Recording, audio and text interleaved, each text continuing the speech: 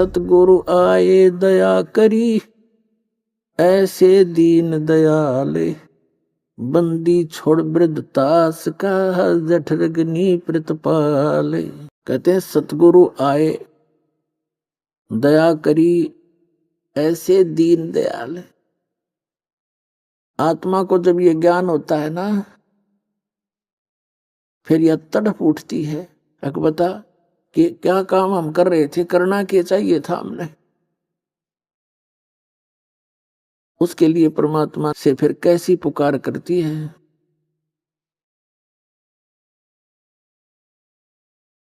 सतगुरु ने आड़ जगाई ये सखी, बरम भूल में सोऊं थी, साहेब ने आड़ जगाई है सखी, बरम भूल में सोऊं थी। जब ये आत्मा जागती है, फिर इसके एकदम ये सतर्क होती है और विवेक करती है, क्या क्या काम कर रहे थे, क्या इतना ही काम था मनुष्य जीवन का। तो पुण्यात्माओं, इस गोल्डन चांस को अब चूक मत जाना। दास बार बार आपको सतर्क कर रहा है, ये दाव लगा आपका। कहते हैं आगे गए न बावड़े, रहते भी सब जा, और बिन साहिब की बंदगी कहीं ठोड़ ठिकाना ना। जैसे मोती ओस का ऐसी तेरी आव, और गरीबदास कहते हैं महाराज जी, गरीबदास कर बंदगी, भाई बोहर नहीं ऐसा दाव। ये दाव है आपका, एक मौका लग गया है असंख्य जन्मों के उपरांत। और पुण्यात्माओं, समझदार व्यक्ति, परमात्मा ने पहले शिक्षा दी है, इसे कुछ चतुरता ही है, इस चतुरता का ही दुरुपयोग ना करके सदुपयोग करें। आज इतने इंटेलिजेंट है मानव, कोई एडवोकेट बना है, कोई जज बना है, कोई इंजीनियरिंग कर रहा है, कोई डॉक्टर बन गया है, और कंप्यूटर तक की खोज कर ली। तो परमात्मा ने आपको यो माइंड दिया है, और हमारा उद्देश्य क्या है, इस पर भी थोड़ा सा ध्यान दो। आज आपने बालक पढ़ा दिया, बेटा या बेटी, अच्छी पोस्ट मिल गई। एक बता रहा था मेरा रिश्तेदार का, वो भी अच्छी पोस्ट थी उसकी, उसका पुत्र एसडीएम सेलेक्ट हो गया, ब्याह की तैयारी थी, और वो अपने मित्रों को इनवाइट करने के लिए जा रहा था, दुर्घटना होगी। नई कार खरीद रखी थी, दुर्घटना में वह कार भी गई, इकलौता पुत्र भी गया। अपने आत्माओं, आप बहुत गहराई से सोचो, तो 10 बार बार आपको ये आपके ऊपर से जो मैल हटा रहा है, आपकी बुद्धि इतनी दब चुकी है, इसको इतना ज्ञान देकर मुश्किल से उबारा जाता है। और इस ज्ञान को आधार बनाकर कदम रखो इस भक्ति के मार्ग में, तब आप सफल हो पाओगे। प्रसंग चल रहा था कि ओसा प्यास न भाग ही, जब तक दसे नहीं आब, तो कम से कम पूरे 24 घंटे में से आप 2 और 3 घंटे भी भगवान के लिए दे दोगे ना, आपका काम बड़ा पड़ा है। पर मर्यादा में रहना, मर्यादा से बाहर नहीं होना। अब देखो पुण्यात्मा, ये दूसरे संत भी परमात्मा की वाणी को पढ़कर जैसा उनकी बुद्धि ने काम करा, कुछ थोड़े बहुत मिलते जुलते से ज्ञान को बताते रहे। वो भी कहते हैं 2.5 घंटे भक्ति करो, जैसे 24 घंटे हैं दिन रात में, तो 10% समय भी मालिक में ला दें तो 2.5 घंटे बन गए, यानी 2 घंटे 40 मिनट ला लो। तो कहने का भाव ये है कि इतना समय आप इस सत्य भक्ति पर दोगे तो उसका फल मिलेगा। और इतना ही समय आप अन्य संतों के कहने से उनके द्वारा बताए गए मार्ग में लगाते तो वो व्यर्थ था, वो व्यर्थ था। तो अब समय भी आपका लगे और उसका सदुपयोग भी हो, सतभक्ति करेंगे तो इतने में आपका मोक्ष हो जाएगा। मर्यादा इसमें बहुत जरूरी बताई है। तो क्या बताते हैं परमात्मा, यहाँ प्रत्येक प्राणी को परमात्मा से डरकर रहना चाहिए। आज हम अज्ञानता के कारण ना जाने कितनी गलतियां कर बैठते हैं और उन गलतियों के कारण फिर हम आगे चल के बहुत दुखी होते हैं। अब जैसे बच्चे छोटे होते हैं, नादान होते हैं, अनजान होते हैं, बिजली के तार ने को पकड़ के, जैसे भी उदाहरण दिया था, उसको पकड़ लेते हैं और मुख में दे लेते हैं, जीवन से हाथ धो बैठते हैं। और जब वो बच्चे बड़े हो जाते हैं, उनकी बुद्धि मैच्योर हो जाती है, बुद्धि का विकास हो जाता है, फिर वो उस बिजली के निकट नहीं जावे। कहीं तार नंगा पड़ा होगा तो भी औरों को भी सतर्क करेंगे, आप भी दूर से जाएंगे। तो पुण्यात्मा, आज वर्तमान में ये दास जब जेई की नौकरी लगा था हरियाणा सरकार में, इरिगेशन डिपार्टमेंट,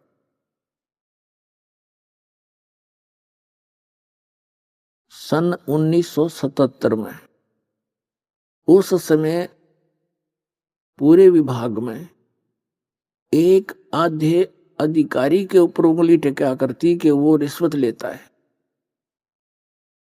और सब हॉनेस्ट होते थे। और जब दास ने सन 1995 में इस भक्ति मार्ग पर लगा, गुरुदेव के आदेश से नाम दीक्षा देने लगा, समय का अभाव हुआ। 1995 में 18 वर्ष सर्विस करके रिजाइन कर दिया, सर्विस छोड़ दी।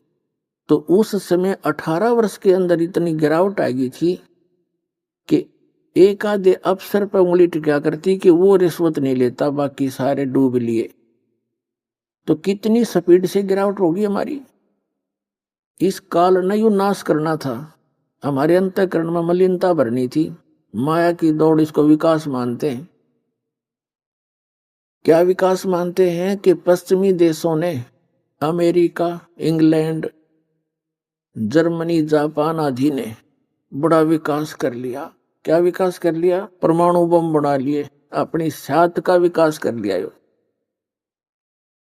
अपने नाश का विकास कर लिया। फिर कंप्यूटर बना लिए, मोबाइल बना दिए, बड़ी अच्छी बात है।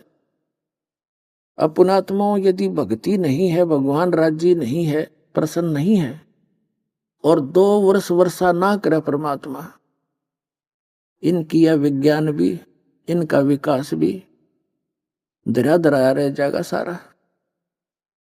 इनमें कोई बैठनी है ना पावे, टक्कर मार कर मर जा जनता।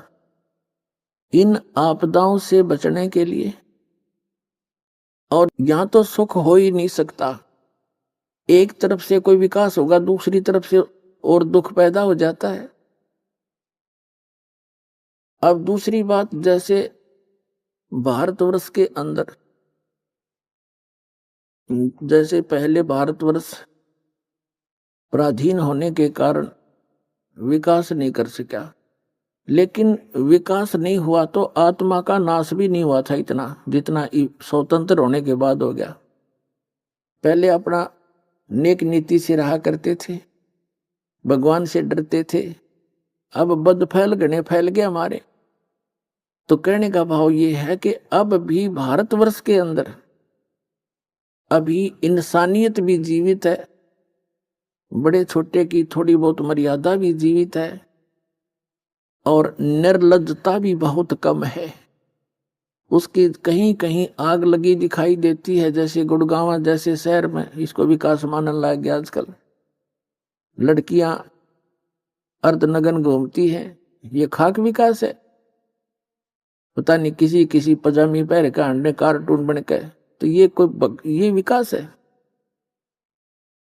तो पुण्यात्मा, आत्मा के नाश को हमने विकास मान लिया। विकास अब शुरू होगा। हम परमात्मा की शरण में रहेंगे, भक्ति करेंगे, और परमात्मा हमारे को अनेक आपदाओं से बचाएगा। और जो आवश्यकता हमें होगी हमारे अनुकूल, उस आवश्यकता को भगवान पूरा करेगा। कितना है कोई अपने आप को विद्वान मान रहा हो और वैज्ञानिक मान रहा हो, और उसके सामने कोई आपत्ति आ जाती है तो कोई विकल्प नहीं उसके पास, और हम उस परमपिता की आड़ में चलेंगे, शरण में रहेंगे, तो हमारे ऊपर कोई ऐसी आपत्ति आओगी तो परमात्मा आपको नारा दिखाओगा कि भगवान ऐसे काम करता है। तो पुण्यात्माओं, हमने भगवान पर आश्रित होना है। ठीक है, परमात्मा की देन है, जैसे कंप्यूटर है, ये एक विशेष देन है भगवान कबीर साहब की। इसका अब सदुपयोग होना चाहिए, इसका सदुपयोग हो। सदुपयोग कैसे हो? वैसे तो होगा, ये तो परमात्मा ने दिया, इसलिए ना मानव सत्र की सोच नहीं है यार। कंप्यूटर और इंटरनेट यहाँ से बैठे पूरे विश्व में भेज देते हैं, कहीं टीवी ऑन करो और सुन लो, इंटरनेट देखो, खोल लो अपना, वहां से सब देख सकते हैं। तो अभी तक इस टीवी का में क्या दिखाया जाता है? राजनेताओं की चोरियां, उन्होंने ऐसा करा, उसने ऐसा किया, उन्होंने ऐसा किया, चलो ठीक है। फिर कोरी बकवाद फिल्म, बेहुदी फिल्में दिखाई जाती हैं। फिर ये मोबाइल बन गए, इन मोबाइलों के अंदर ऐसे कुछ भी गंद भर लो इनमें, लेकिन अब इनका हम सदुपयोग करेंगे।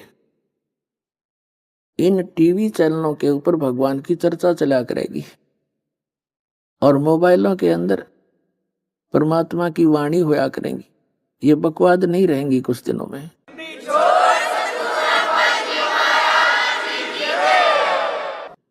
क्योंकि ये करके छक लिए। अब जैसे एक बार ये दास गोवा स्टेट में सत्संग करने गया था, गोवा के अंदर। वहां 5 दिन का सत्संग किया, और वो कुदरती उस समुद्र के किनारे ही 5-7 एकड़ यानी 1800 फुट की दूरी पर एक मैदान था, वहां सत्संग किया। वहां घूमने चले गए उस समुद्र का किनारा देखने के लिए साथ में। तो वहां क्या देखा? वहां पर ये विदेशी पर्यटक आए हुए, बहन बेटियां एक लंगोट में पड़ी वहां पर, और वो उनके पति भी वहां पर ऐसे ही। फिर देखा, एक आध से बात की, तो वो भाषा हमारी समझा नहीं, हम उनकी समझा नहीं। तो दूसरे किसी ने बताया कि ये बड़े रईस व्यक्ति हैं, बड़ी फैक्ट्री है इनकी वहां। कोई इटली से आया था, कोई इंग्लैंड से आए थे, और यहाँ किस लिए आए? मैंने पूछा फिर यहाँ के क्या कर रहे हैं? ये रेत में लेट रहे। कि ये कहते हैं यहाँ जो आनंद है वो कहीं नहीं है। फिर उन कोठियां शर्मा मारोगे जब रेत में आनंद आता है। फूट गई बात। तो पुण्यात्माओं, हमारे परमात्मा ने जो हमें रहने की विधि बताई थी, एक अपनी लीला की थी, उस जैसा आनंद नहीं। उस आनंद को हम पुनः स्थापित करेंगे। अब यहाँ वैसे आनंद नहीं है, लेकिन हल्के दुख हल्का हो जा, थोड़ा सा कम हो जा, हम उसने आनंद मानते हैं। तो वो भी इस परमात्मा की रजा से आपको होगा। वो कैसे होगा? जैसे एक अंग्रेजी में कहावत थी, simple living and high thinking. तो सिंपल लिविंग पाना पड़ेगा अपन, इन बकवादा में नहीं। हम देखा देखी दूसरों को देखकर हम अपना फैशन बनाते हैं, और जब हम इस फैशन से छक लेंगे हम आना वहीं पड़ेगा, कपड़े पहनने पड़ेंगे, नंगे थे कुत्ते बन का अपन अंडा करेंगे, कुतिया बन कहिए ये एक लंगोट बांधे पड़ी बकवास करे व्यक्ति भी। तो कहने का भाव यह है, मनुष्य का जो जीवन दिया है परमात्मा ने, उसको मनुष्य की तरह ही जिए हम, पशु पक्षियों की तरह इस जीवन को व्यर्थ ना करें। तो क्या बताते हैं परमात्मा, मन तू पावेगा अपना किया रे, भोगेगा अपना किया रे, मन तू पावेगा अपना किया रे, भोगेगा अपना किया रे। हाय हाय।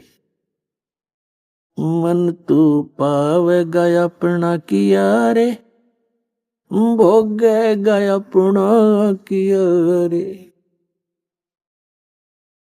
भाई राजा राम की कार उलंगी, गई सीता लंक मंजारे, राजा राम की कार उलंगी, गई सीता लंक मंजारे, 10 मस्तक रावण के काटे, विभीषण को राज दिया रे, मन तू पावेगा अपना किया रे, भोगेगा अपना किया रे।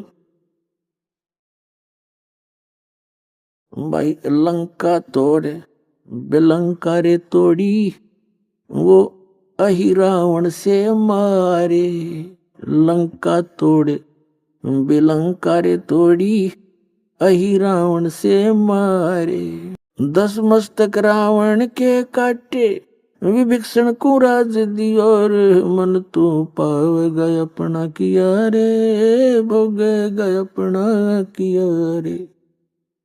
भाई राजा राम की कार उड़ंगी, गई सीता लंक मंजारे, सेतु बंधा जब सेना उतरी, वो चढ़ गए पद्म 18, मन तू पावेगा अपना किया रे, भोगेगा अपना किया रे।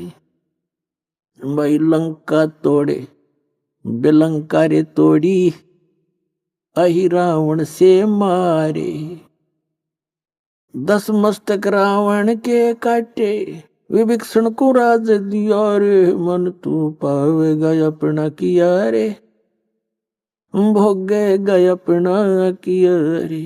भाई प्रहलाद पैज परवान करी है, धर नर सिंह अवतारे, प्रहलाद पैज परवान करी है, धर नर सिंह अवतारे, दीन दयाल दया कर उतरे, एरना कुश उदर विदारे, मन तू पावेगा अपना किया रे, भोगेगा अपना किया रे। हा हु बंदे होते, वो तोलत हैं बलबारे, हा हु बंदे होते, तोलत हैं बलबारे, गज और गराह बने भवसागर, 10 सेंस अधिकारे, मन तू पावेगा अपना किया रे, भोगेगा अपना किया रे। भाई श्वास घटो बलहीन भयो, जद खेच लियो मजदारे,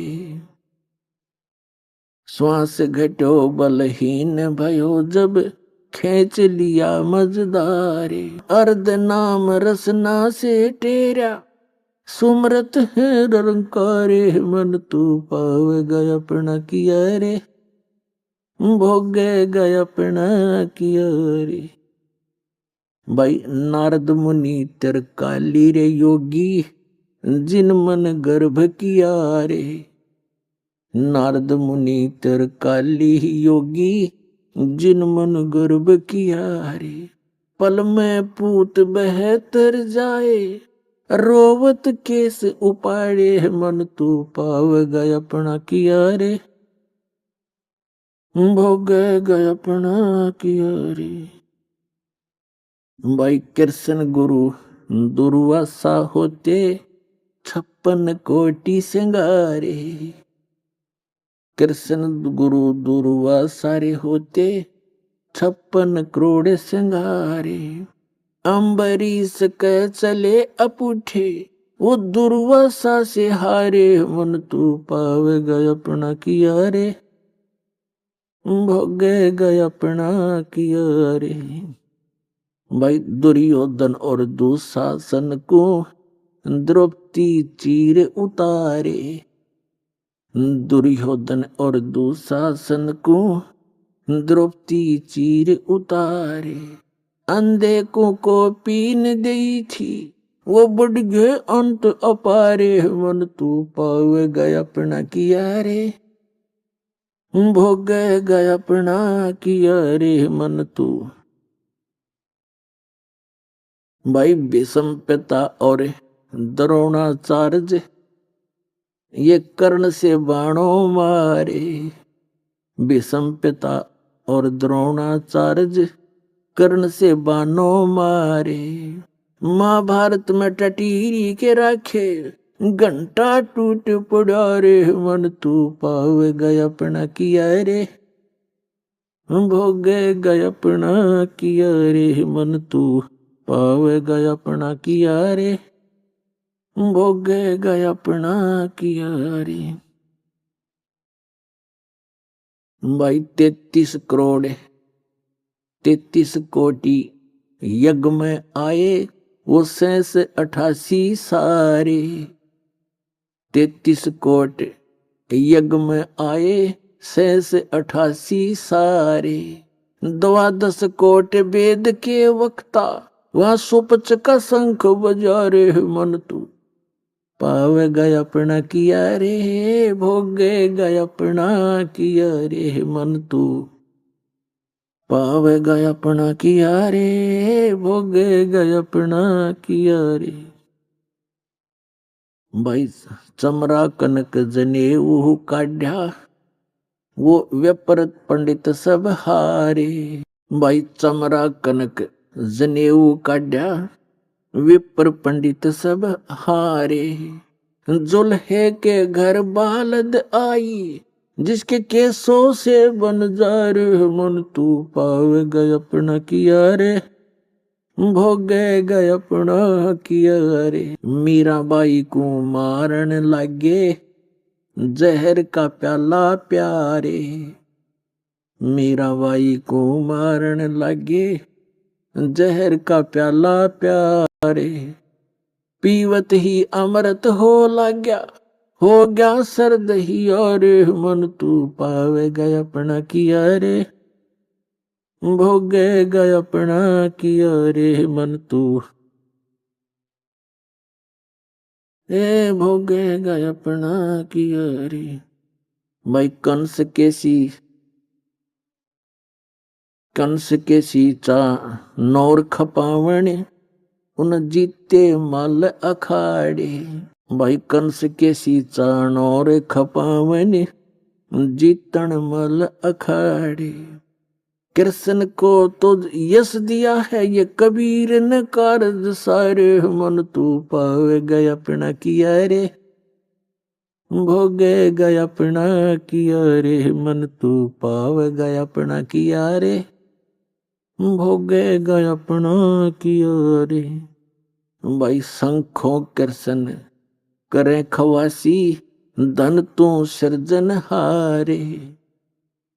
ये शंखों कृष्ण करे चाकरी धन तू सृजन हारे। दास गरीब करे को सरवर ऐसा शीस हमारे। मन तू पावेगा अपना किया रे, भोगेगा अपना किया रे। मन तू पावेगा अपना किया रे, भोगेगा अपना किया रे। पुण्यात्मा परमपिता परमात्मा कबीर परमेश्वर जी ये सभी ब्रह्मांडों के रचनहार हैं, ये सर्वशक्तिमान हैं।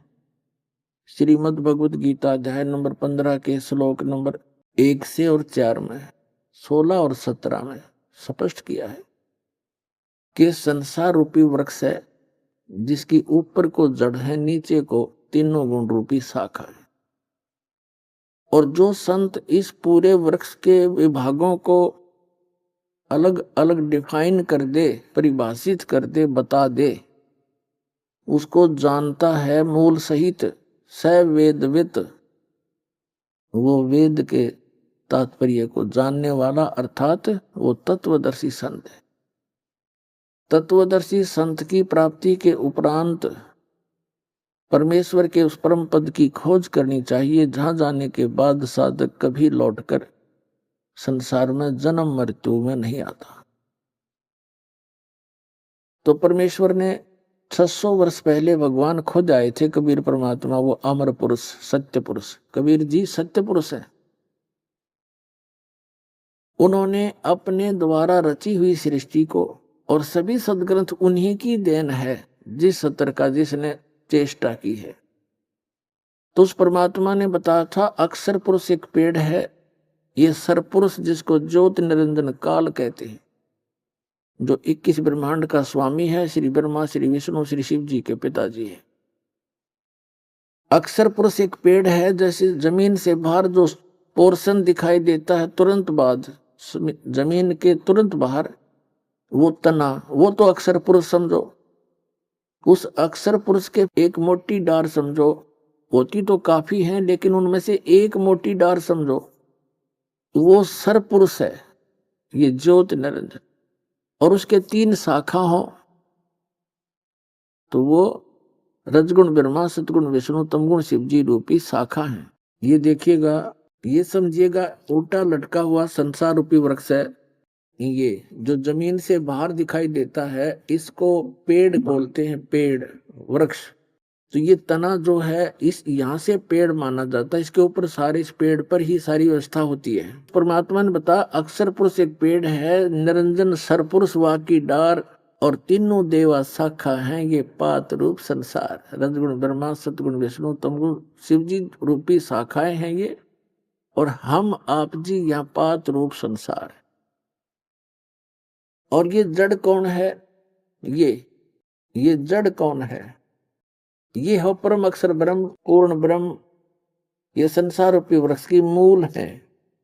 और गीता अध्याय नंबर 15 के श्लोक 1 से 4 में, 16-17 में इसी के विषय में जानकारी दी गई है कि जो संत इसको जड़ से लेकर और सभी टहनी शाखाओं तक बता दे, मूल सहित जानता है, स वेदवित, वो तत्वदर्शी संत है। तो परमात्मा स्वयं आते हैं उस ज्ञान का प्रचार करने के लिए, यथार्थ ज्ञान बताने के लिए। तो जब परमात्मा आए तो उन्होंने ये ज्ञान बताया।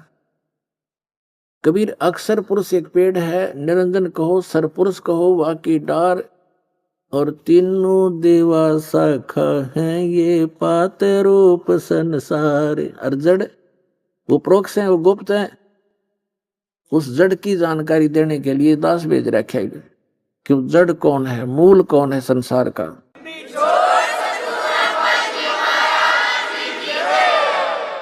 तो ये मूल जो है, ये परम अक्षर ब्रह्म है। ये कबीर परमेश्वर है, जो काशी में धानक रूप में, जुलाहा रूप में रहा करते थे। और वो खुद भी कहते हैं कि अवगत से चल आया, मेरा कोई भेद मर्म नहीं पाया। मात पिता मेरे कुछ नाही, ना मेरे गरदासी, और जुल्हे का सुत आण कहाया, जगत करे मेरी आसी। परमात्मा कहते हैं, ना मेरे कोई माता पिता है, मेरा जन्म नहीं हुआ, ना मेरे कोई स्त्री, और जुल्हे का सुत आण कहाया, या जनता मेरी आंसी करे, दानक है, जुलाया है, पर समय आने पर पता चलेगा मैं कौन हूं। तो आज उस परमात्मा का पता चल गया, वो कौन है? वो हमारे पिता हैं।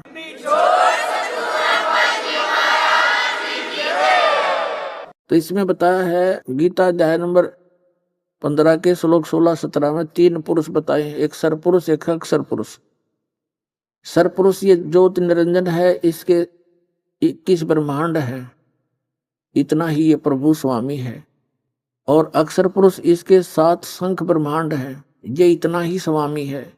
और ऑल ओवर कंट्रोल असंख्य ब्रह्मांडों का स्वामी, इंक्लूडिंग सरपुरुष और अक्षर पुरुष के ऊपर भी जिसकी सत्ता है, उन सहित सबका जो मालिक है वो कंप्लीट गॉड है, पूर्ण ब्रह्म है, कबीर साहब है जो काशी में दानक रूप में आया था पुण्यात्माओं।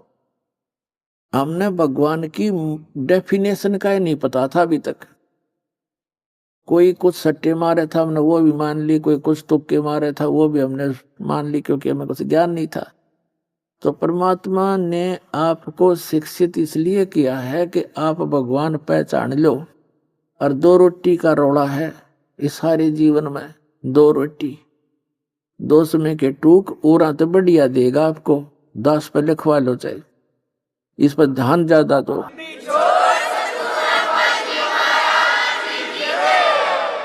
लेकिन हमने भक्तों की तरह रहना पड़ेगा, बकवादियों की तरह नहीं। एक ऐसा समाज तैयार करना चाहता है ये दास कि दुनिया नु देखे कि भगत हो तो ऐसे हो, हमारी बेटे ऐसे नेक हो, बेटियां नेक हो।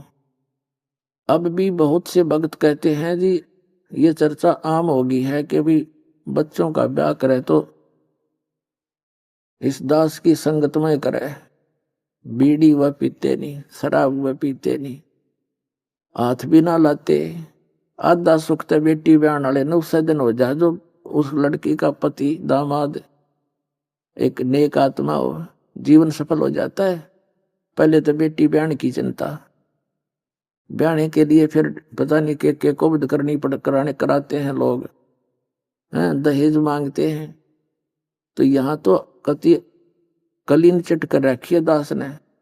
जो रिश्वत लेगा, जो दहेज लेगा, बीड़ी शराब मांस तम्बाकू पीवेगा, वो भक्ति के आसपास नहीं रहेगा।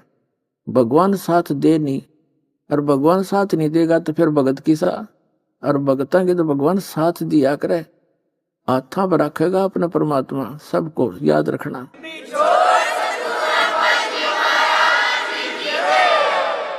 और फिर ये समाज हमारा किसी भी फील्ड में जाएगा, चाहे कोई डॉक्टर बनियो, चाहे इंजीनियरिंग बनियो, क्योंकि रोटी के लिए जो चल रही है इसमें थोड़ा बहुत तो हिस्सा लेना ही पड़ेगा आपसे। और चाहे कोई अन्य किसी फील्ड में भी जाएगा, भगवान से डर कर रहेगा, निर्भय होकर काम करेगा बेटा या बेटी, जहां भी, चाहे कोई बिजनेस में होगा या अपने घर में रहेंगे, शांति से रहेंगे। तो कहने का भाव ये है, जो हाहाकार माचरी से बताओ, वर्तमान में जजों पर भी उंगली टेक के कुछ लोग भ्रष्ट हो गए, प्रशासनिक अधिकारी, फिर कहाँ जावा ये जनता गरीब। राजनेताओं की ताब रोज कल की पार्टी देखो हो, किसने इतने घपला कर दिया, उसने इतने 1000 करोड़ का, लाख करोड़ का कर दिया। सिर में मारेंगे उन करोड़ों का, ज्ञान ने कोई नहीं। उस अनजान बालक की तरह बिजली के तार को मुख में दे बैठे ये, तो फिर हाथ भी ना लावा जहर दिखाई देगा। वो पैसा कहाँ से आता है? टैक्स का। टैक्स कहाँ से आता है? आपसे, गरीबों से। खून पसीने की कमाई करते हैं मजदूर, किसान या कोई भी गरीब है, तो वो उससे टैक्स, कपड़ा खरीदता उस पर टैक्स, टैक्स तो आपके ऊपर है सारा। तो उस टैक्स को कौन खाते हैं? जो भ्रष्ट लोग हैं वह खाते हैं, उस जहर को, विष को खाते हुए। और कहाँ ले जाएंगे? पीछे एक मुख्यमंत्री के बारे में हेलीकॉप्टर में जा रहा था, पता नहीं क्या क्या स्कीमें बना रखी थी, आगे का क्या क्या टारगेट था, हेलीकॉप्टर में मर गया पड़ के। अब कहाँ गई वो, उसकी वो जो बकवाद थी। अब गधा बन के फिर आप फरेगा कि तको मार के लटकाओगा, कि तब भैंस बढ़कर किसी का जो है ना बैल बन के, वो सारे पूरे करेगा। तो पुण्यात्माओं, आज सारी उल्टे काम हो गए। जो नौकरी पे लग जाते हैं उनको हम घनी शाबाशी दे हैं, बड़े बढ़िया मानते हैं, उसके ऊपर तो बड़ा गजब भार बनता जा रहा है। बात ये नहीं है कि नौकरी ना करे, लेकिन अब इस भक्ति के मार्ग पर लगने के बाद अपनी निर्धारित पे पर निर्वाह करे और उसके अतिरिक्त विष समान समझ ले, तो कोई पाप नहीं रहेगा, भगवान साथ रहेगा। एक प्रशासनिक एक अधिकारी था, जब दास ने यो नाम लिया था, आंख थोड़ी थोड़ी खुल गई थी हमारी भी कि ये बुरे काम का बुरा नतीजा। उसने रिटायर होने से पहले कमिश्नर रैंक का था एक, और किसी महकमे का वो डायरेक्टर लगा हुआ था। रिटायर होने से 6 महीने पहले पुत्री का ब्याह किया, इस उद्देश्य से कि सभी डिपार्टमेंटों के लोग लाओगे बेटी खातिर, कोई पैसे दे जाएगा, कोई सोने के कुछ कड़े बनवा देगा, कोई चूड़ी बनवा के लाओगा। ऐसा ही किया, ऐसा ही हुआ।